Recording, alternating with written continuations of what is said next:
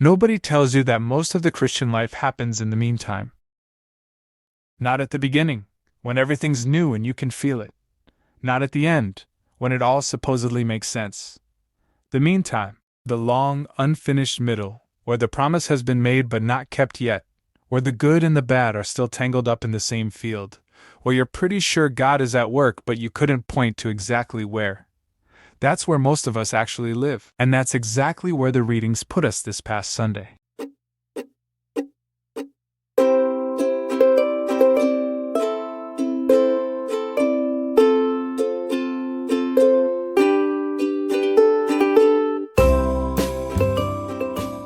Ancient truth for the modern week. From the dusty roads of the first century to the high-speed life of the 21st, we're stripping away the tradition to find the heart of the story. I'm your host, Joe, and this is Monday to Sunday. Hey, welcome back to Monday to Sunday. I'm Joe Stein. Here's the whole idea of this show in case you're new. On Sunday, you go to church, you hear the readings, maybe a sermon, and it lands. And then Monday happens, and Tuesday happens, and by about now, midweek, most of it has quietly leaked out of your head. So this is the place we come back and sit with what you heard this past Sunday, slowly, before it's gone for good. And this past Sunday gave us 3 readings that I think are secretly about the same thing. There's a man asleep in the middle of nowhere in Genesis. There's Paul in Romans talking about a whole creation groaning like it's in labor. And there's Jesus telling a story about a farmer who refuses to pull the weeds. 3 readings, 1 question underneath all of them. What is God doing in the meantime? There's a Hebrew word hiding in that first reading that cracks the whole thing open, and I'll get us there. But let's start where the church started you. In the dirt, with Jacob. So the first reading is Jacob at Bethel, and I want you to feel how bleak the setup is. Jacob is running. He's just swindled his brother out of a blessing. His brother wants him dead, and he is fleeing the only home he's ever known with basically nothing. And Genesis says, he came to a certain place and stayed there for the night, because the sun had set. That's it. No inn, no welcome. The sun went down, so he stopped where he was. He grabs a rock for a pillow and lies down in the middle of nowhere. And that random patch of dirt, on the worst night of a man's life, is where heaven opens. He dreams of a ladder, or a ramp, or a stairway, set up on the earth with its top reaching into heaven, and the angels of God going up and down on it. And God stands beside him and makes him the enormous promise. I am with you, I will keep you wherever you go. I will not leave you until I have done what I promised. And Jacob wakes up and says the line I can't stop thinking about. Surely the Lord is in this place, and I did not know it. Surely the Lord is in this place, and I did not know it. He slept right through it. God was there the whole time, and Jacob's take, when he woke, was basically, I had no idea. Now here's the Hebrew I promised you, because it's doing quiet work all through this story. The word for place is Makom. Makom. It shows up over and over in these few verses. He came to a certain place. He stayed in that place. Surely God is in this place. How awesome is this place? Makom, Makom, Makom. It just means a place, a spot, a location. Nothing fancy. But here's what's beautiful.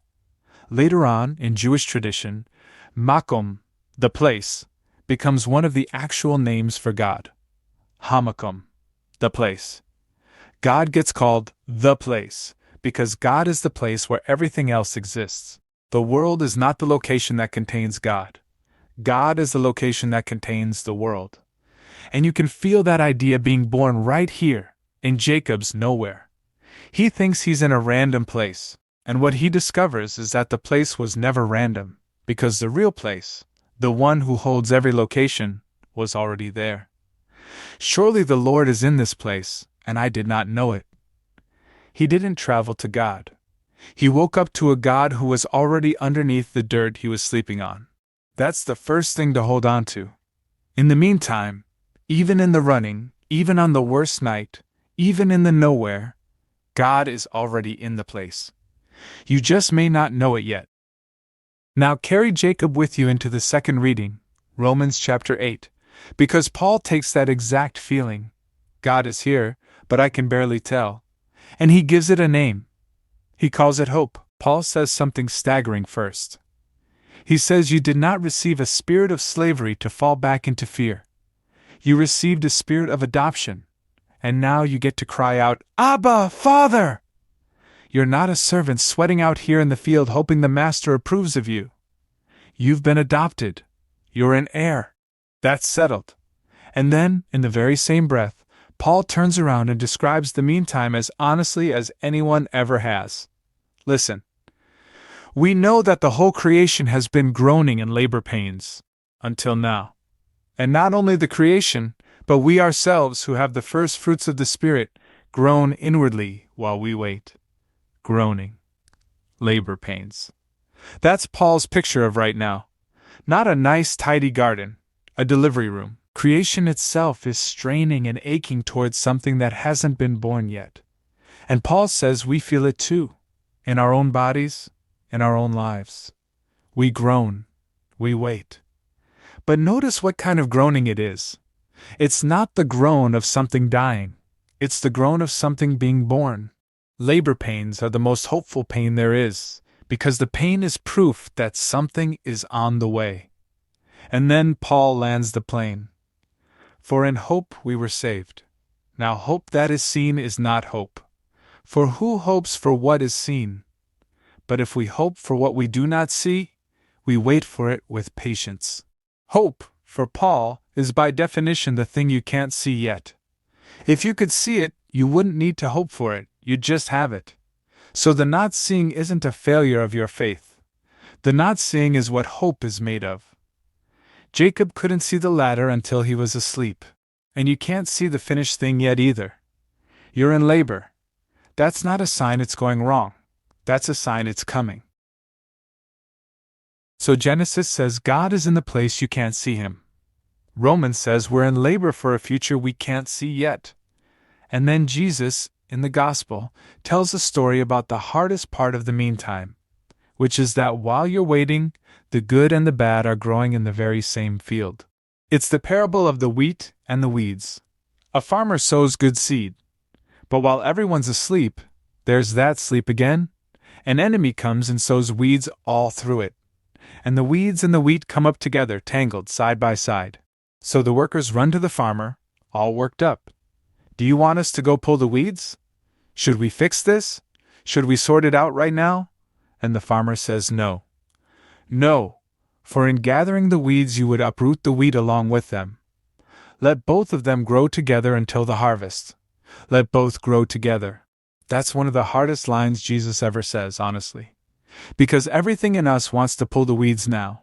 We want the field sorted, the good separated from the bad, the accounts settled, the judgment handed down, today, while we're watching. And Jesus says, not yet. If you try to rip out all the bad right now, you'll tear up the good along with it. You don't have the eyes to sort it cleanly, and it isn't harvest time. There will be a harvest, there will be a sorting. But not by your hand, and not in the meantime. The meantime is a mixed field, wheat and weeds tangled together, growing at the same time. And your job is not to be the reaper. Your job is to be the wheat.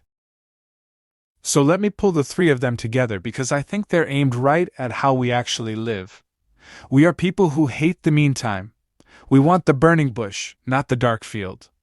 We want the answer now, the verdict now, the promise cashed today. And when instead we get the long unfinished middle, the prayer that isn't answered yet, the situation that's still a mess, the field that's still got weeds all through it, we assume something's gone wrong. We assume God has left the place. And these three readings together are the church putting a hand on your shoulder and saying, no. This is what the meantime is supposed to feel like. God is in the place, even when you sleep right through it. The groaning is labor, not death. And the field is allowed to be mixed for now, because the harvest is real, but it isn't today. Surely the Lord is in this place, this exact unfinished place, and most of the time, we do not know it. So here's what I'd leave you with this week. Somewhere in your life right now there's a certain place. A nowhere. A worse night patch of dirt where you're pretty sure nothing holy is happening. This week, I want you to try saying Jacob's line over it, on purpose, before you can feel it's true. Surely the Lord is in this place, and I did not know it. Where are you in labor right now? Groaning over something that hasn't been born yet? And can you let it be labor instead of death? And where's the mixed field in your life that you keep trying to sort out by force, that Jesus might be asking you to just let grow a little longer, and trust Him with the harvest? Because the meantime is not God's absence. The meantime is where God does almost all of His best hidden work. You're not waiting for Him to show up. You're asleep on the very place where He already is. I'm Joe, and this has been Monday to Sunday. Thanks for walking this road with me. Now take this truth into your week, and I'll see you on the next chapter.